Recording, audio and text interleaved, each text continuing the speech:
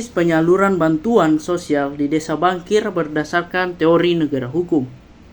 Di Desa Bangkir terdapat permasalahan dalam penyaluran bantuan sosial atau bansos.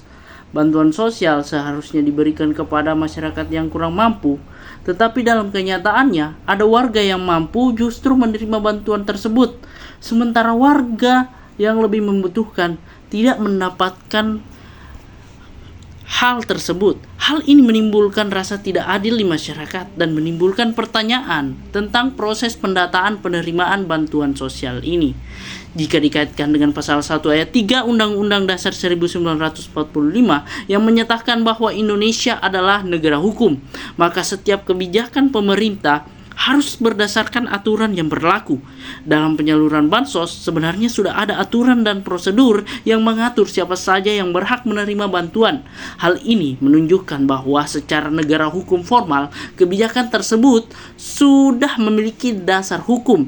Namun, dalam praktiknya, ketika bantuan tidak diberikan kepada orang yang tepat, maka tujuan kebijakan tersebut tidak terlaksana atau tidak tercapai.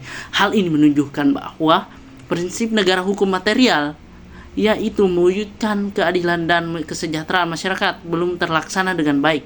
Permasalahan ini juga berkaitan dengan kepastian hukum dan keadilan sosial. Kepastian hukum menuntut agar penyaluran bantuan dilakukan berdasarkan data yang jelas dan akurat. Sementara itu, keadilan sosial berarti bantuan harus diberikan kepada masyarakat yang benar-benar membutuhkan.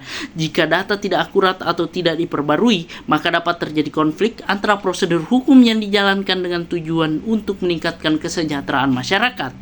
Oleh karena itu, perlu adanya perbaikan dalam proses pendataan, transparansi, dan pengawasan agar bantuan sosial ini benar-benar tepat sasaran dan sesuai dengan prinsip negara hukum yang diatur dalam pasal 1 ayat 3 Undang-Undang Dasar 1945.